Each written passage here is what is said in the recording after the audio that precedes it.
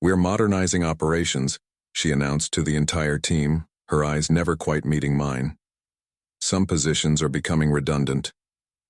My name is Darren Lee. For 17 years, I ran the automation systems at Velwin Manufacturing in Grand Rapids, Michigan. 17 years of calibrating machines, writing firmware, building systems nobody else understood. 17 years of making other people look good. "The transition will be immediate," Jessica continued, her voice carrying across our morning huddle. The factory floor hummed behind us, a sound I knew better than my own heartbeat. "We've contracted with Nexora Labs for our systems management going forward." I stood there, arms crossed, as 35 faces turned toward me. Not with sympathy, just curiosity, wanting to see how the old guy would take it. I nodded once and went back to my station, began unplugging my laptop, emptying my drawer of the coffee mug my daughter made me in 3rd grade, the spare reading glasses, the notebook filled with handwritten code sequences. The factory had changed management 3 times since I started. This was the first time they'd decided I wasn't necessary. No yelling, no arguing. I'd watched it happen to others over the years. Men who fought back and still ended up gone, just with less dignity. I wasn't going to give Jessica the satisfaction. She approached as I was packing the last of my things into a cardboard box. "Your severance package is generous," she said, sliding a folder across my desk. 2 months, plus your accrued vacation time." "Generous," I repeated. The folder stayed where she placed it. "Darren, try to understand. Your systems are, well, they're outdated. Nexora is implementing a complete digital transformation, cloud-based monitoring, machine learning algorithms. It's where manufacturing is headed." I zipped my laptop bag. "The calibration files, they'll reverse engineer whatever they need." She glanced at her watch. "Human resources needs to see you before you leave." I nodded and lifted my box. Jessica had been plant manager for 8 months, MBA from some prestigious university. Talked about efficiency metrics and optimization protocols like they were magic spells. Never once asked how our proprietary systems actually worked. Never questioned why our factory had the lowest defect rate in the industry despite running equipment that was over a decade old. I walked past the CNC machines I'd programmed, the conveyor system I'd customized, the quality control scanners with my custom algorithms. Jessica was right about one thing. I had built outdated systems, but I had built them to last, and I had built them so only I could fix them when they broke. I started at Velwin back when we made automotive components for just 3 car manufacturers. Now we supplied precision parts to 12 auto companies and had branched into aerospace. The old owner, Harold Velwin himself, hired me fresh out of college when I showed him how I could reprogram their first robotic arm to move 30% faster without losing accuracy. "Son, you speak their language," he'd told me, pointing at the machines. "That's rare." For 10 years, Harold let me build our automation systems my way. I wrote proprietary firmware for every major piece of equipment, created calibration routines that squeezed performance from machines well past their prime. When manufacturers discontinued support for older models, I kept them running. When new equipment arrived, I modified their software to integrate with our existing systems. After Harold retired, his son sold the company to Travella Freight, a logistics corporation branching into manufacturing. They kept me on because the numbers made sense. Why replace $50 million of equipment when my algorithms made them perform like newer models? Then Jessica arrived. Young, ambitious, with PowerPoint slides showing how outdated our factory was compared to competitors.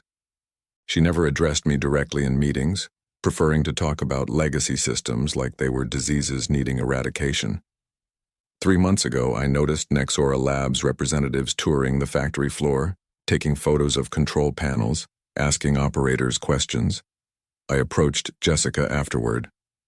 "Are we bringing in consultants?" I asked. "Just exploring some optimization opportunities," she replied, tapping at her tablet. "Nothing to worry about."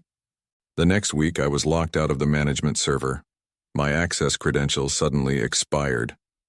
It apologized for the glitch, but only restored partial permissions. I could still do my job, but certain administrative functions now required Jessica's approval.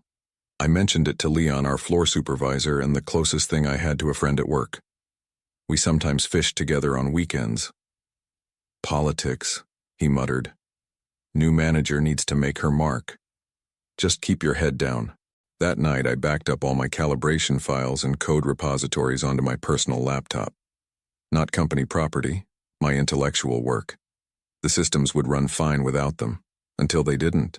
Until a machine drifted from tolerance or a sensor needed recalibration. The fixes were all in my head and in my private notes, documented nowhere else.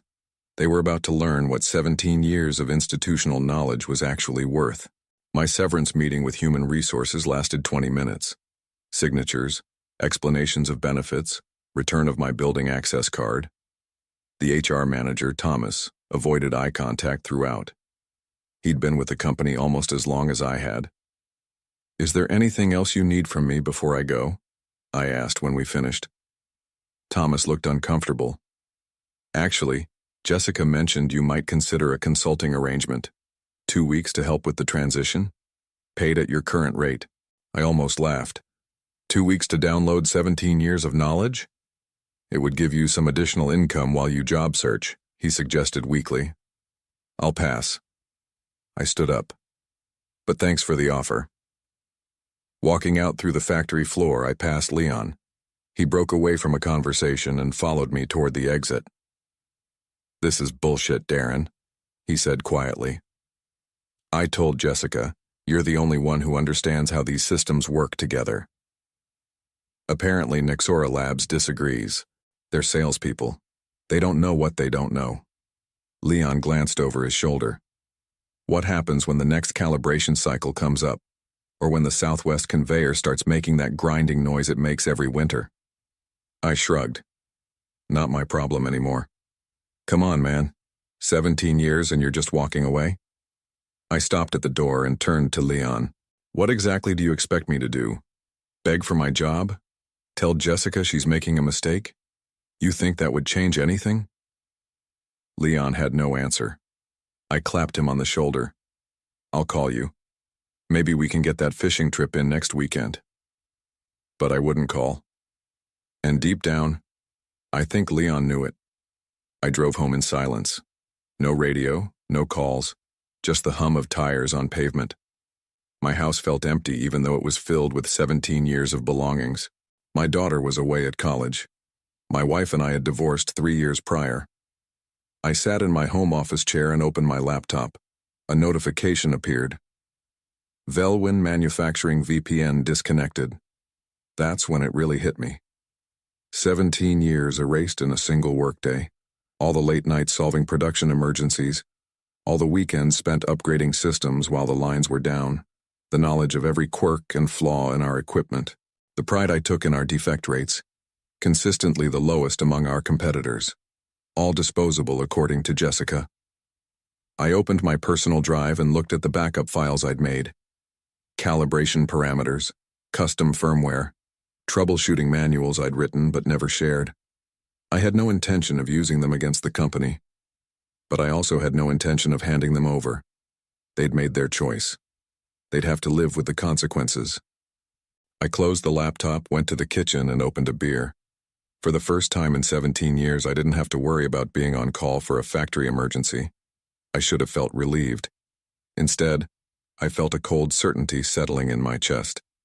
They would call, eventually.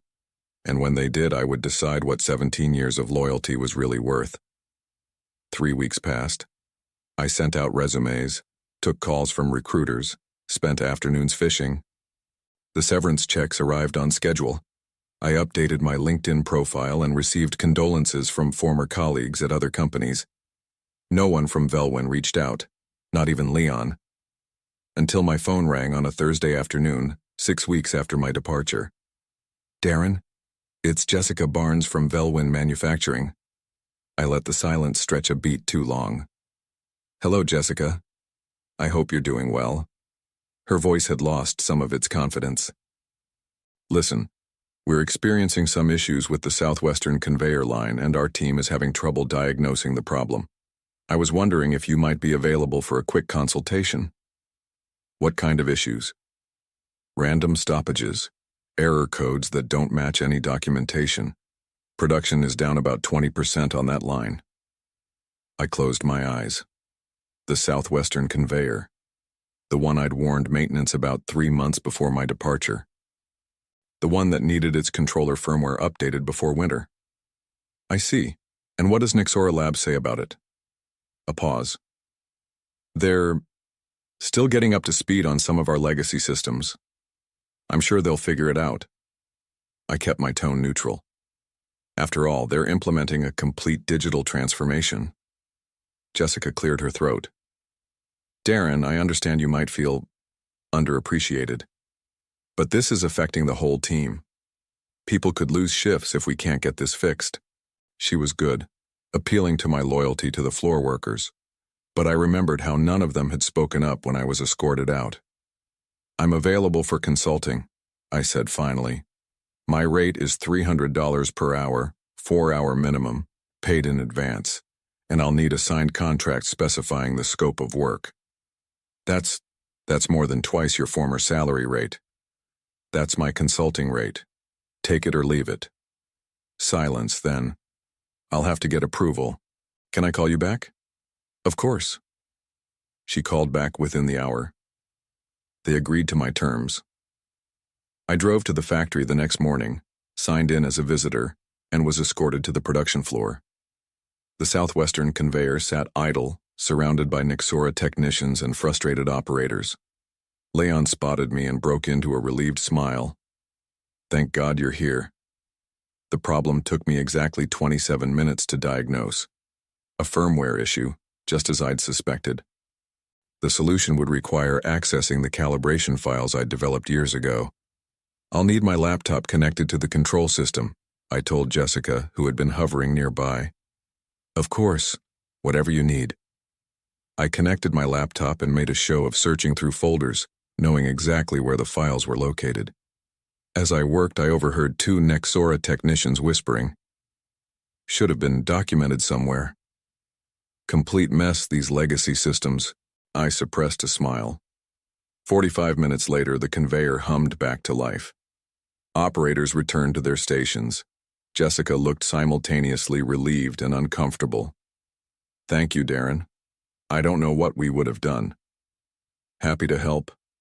I closed my laptop. Will there be anything else? Actually, she hesitated. We're having similar issues with the CNC machines in Bay 3. Random quality control failures, tolerances drifting. Could you take a look while you're here? I checked my watch. That would exceed our agreed scope of work. I'd need another contract. Her face tightened. Darren, be reasonable. You're already here. I am being reasonable. I'm treating this as the business arrangement you made it when you eliminated my position. I packed up my laptop. Email me if you want to set up another consultation. As I walked away, Leon fell into step beside me. It's not just the CNC machines, he said quietly. Everything's starting to fail. Quality control is catching defects daily. Returns from customers are up 30%. I nodded, but said nothing. They're in way over their heads, aren't they? Leon asked. Looks that way. Leon glanced around and lowered his voice. You saw this coming, didn't you? I met his eyes. I didn't have to see it coming, Leon. I built these systems. I know exactly what happens when they're not maintained properly. And you're going to make them pay for it. It wasn't a question, but I answered anyway. They already are. The calls became regular after that. Every week, sometimes twice, Jessica would reach out with another emergency. Each time I negotiated a new contract. Each time, my rate increased slightly. Each time I fixed only the specific issue they hired me to address. 2 months after my departure, I received a different call. Mr. Lee, this is Andrew Keyes, Vice President of Operations at Travella Freight. I sat up straighter in my chair. Good afternoon, Mr. Keyes. I'll get straight to the point. Our Grand Rapids facility is experiencing unprecedented quality control issues. Warranty claims have tripled.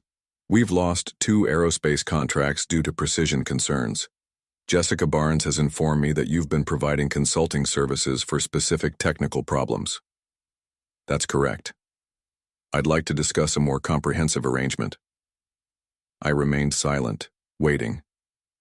We'd like to bring you back as a contractor, 6 months, full-time, to resolve our current issues and properly document your knowledge of our systems. I see. I leaned back in my chair. And what happened to Nexora Labs?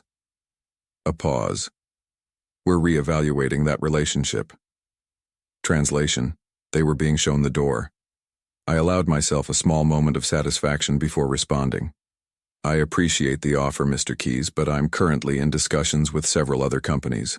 My availability is limited. Name your price, he said bluntly. I named a figure that was 3 times my former salary. Keys didn't even hesitate. Fine, I'll have contracts drawn up today. 2 days later, I walked back into Velwin Manufacturing as a contractor. Jessica was nowhere to be seen. Leon informed me she'd been reassigned to another Trivella facility. As I reconnected my laptop to the main control systems, I discovered the extent of the damage. Nexora's attempts to reverse engineer my calibration procedures had corrupted key firmware.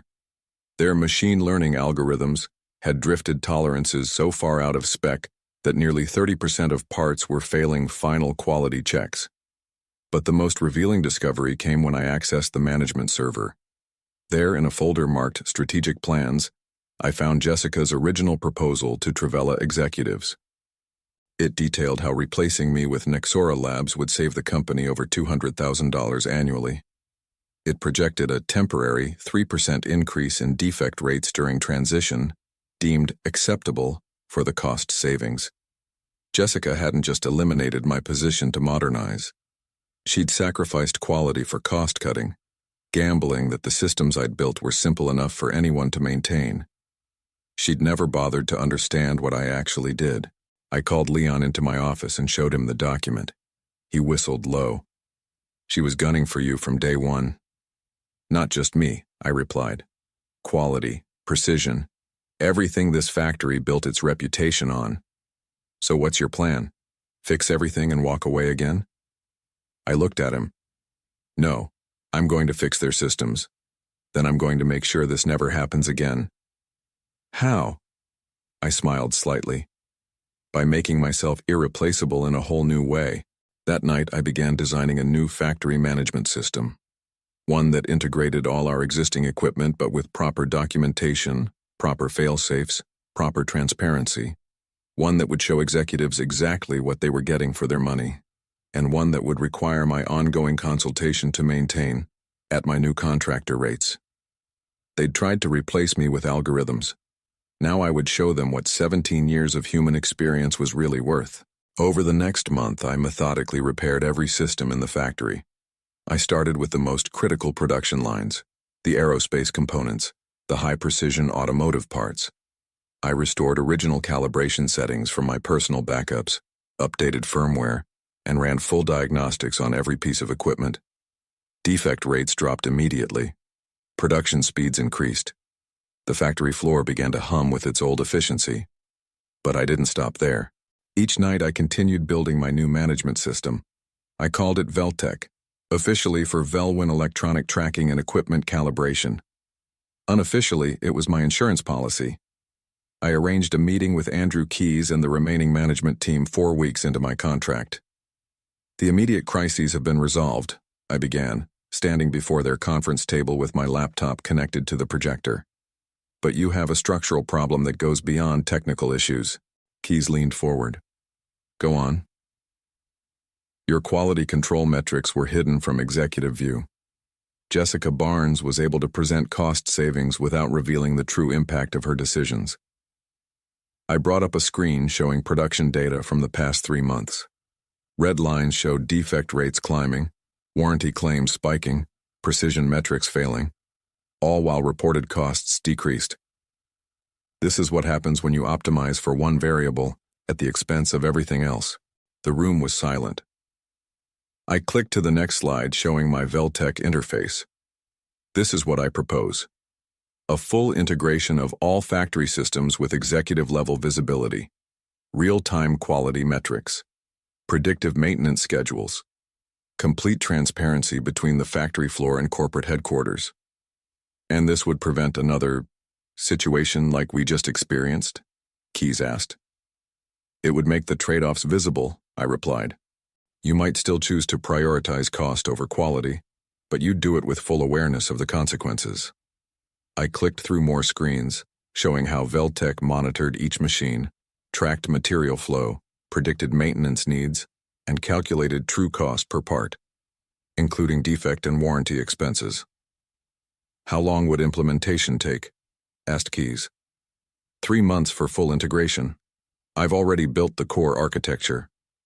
And who would maintain it afterward? Here it was, the moment I'd been building toward.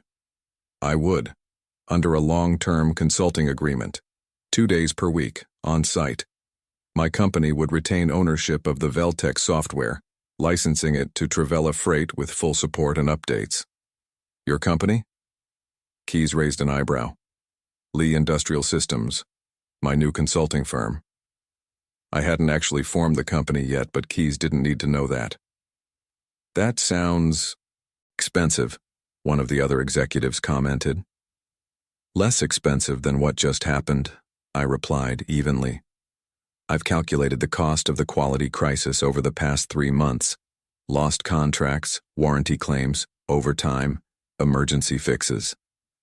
I brought up another slide showing the total, just over $3.4 million. The room went quiet again. My annual consulting fee would be $320,000. The Veltec license would be $150,000 per year. Total cost, $470,000 annually. Compare that to your recent losses. Keyes studied me. You've put a lot of thought into this, Mr. Lee. I've had time to think, I replied. About value, about knowledge, about what happens when companies treat people as interchangeable parts. He nodded slowly. I'll need to take this to the board, but I think you've made a compelling case. As the meeting ended, Leon was waiting outside. He fell into step beside me as I walked back to my temporary office. How'd it go? He asked. We'll see. Either they value what I'm offering or they don't. Leon smirked. After the beating they just took, they'll value it. I stopped at my door. By the way, I'll need a shop floor manager for Lee Industrial Systems. Someone who knows these machines, these people. Interested? Leon blinked in surprise, then slowly smiled. You serious? Dead serious. I'm done building success for other people. Time to build something of my own. 1 week later, Andrew Keyes called to accept my proposal. Not only for the Grand Rapids facility, but for all 6 of Travella's manufacturing plants. 6 months later, I stood in the observation room above the factory floor, watching operations run smoother than they ever had. Beside me stood Andrew Keyes and another executive I didn't recognize. Darren, this is Patricia Winters, our new Chief Operations Officer, Keyes said. We shook hands. Impressive operation, Patricia said, gesturing toward the factory. Andrew tells me your Veltec system has revolutionized our visibility into manufacturing quality. It just makes visible what was always there, I replied. Well, it's caught the attention of our entire executive team, especially after what happened in Pittsburgh. I raised an eyebrow. Keyes looked uncomfortable. We implemented a similar modernization at our Pittsburgh facility, Patricia explained. With similarly disastrous results, but thanks to your system, we caught it before it became a full-blown crisis. I'm glad to hear that. There's something else you should know, Patricia continued. Jessica Barnes has been let go. I kept my expression neutral. I see. Not just relocated, Keyes added. Terminated, after we discovered she'd received consulting fees from Nexora Labs while working for us. A clear conflict of interest. So that was it. Jessica hadn't just been cutting costs to impress executives. She'd been getting kickbacks from Nexora. We've also instituted a new corporate policy, Patricia said. All cost-cutting initiatives must include quality impact assessments, and all technical systems must have proper knowledge transfer protocols. Sounds sensible, I replied. Patricia smiled. We're calling it the Lee Protocol, actually. Your Veltec system proved the value of institutional knowledge. I looked down at the factory floor, at Leon training new technicians, at operators working confidently with equipment they understood, at the quality metrics displayed on large screens throughout the facility, all running on my system, all generating revenue for Lee Industrial Systems. Thank you for that, I said quietly. It means more than you know. On a crisp autumn morning exactly 1 year after my termination, I stood in my new office in downtown Grand Rapids. Through the window I could see the Grand River, trees along its banks turning red and gold. The space housed 12 employees now, engineers, technicians, and support staff for Lee Industrial Systems. My phone buzzed with a message from Leon. Bay 4 upgrade complete, all systems green. I smiled. Leon had become my right-hand man, overseeing implementation at all Trivella facilities while I focused on expanding to new clients. We'd added 3 more manufacturing companies in the past quarter alone. The industry had started to talk about the company that specialized in preserving legacy knowledge, about the system that bridged the gap between aging equipment and modern analytics, about the founder who had turned a termination into a triumph. On my desk sat an industry magazine with our story featured on the cover. The Knowledge Gap: How Lee Industrial Systems is Saving Manufacturing Millions. Below it lay an invitation to speak at next year's automation conference. On the panel Jessica Barnes had once headlined. I picked up a framed photo, my daughter in her graduation cap and gown from last spring. She'd just started a job in industrial engineering, inspired partly by watching her father's career implode and then rise from the ashes. "Dad, you didn't just take lemons and make lemonade," she'd told me at her graduation dinner. "You took lemons and built a lemonade empire." My office door opened and my assistant poked her head in. "Your 10 o'clock is here. The Velwin family." I nodded. Harold Velwin, long retired, had reached out about buying back his old company from Trivella. He wanted my advice on modernizing while preserving quality. I straightened my tie and walked to the conference room, no longer an employee but a trusted advisor, no longer disposable but essential. Sometimes the best revenge isn't just proving them wrong, it's becoming something they never imagined you could be.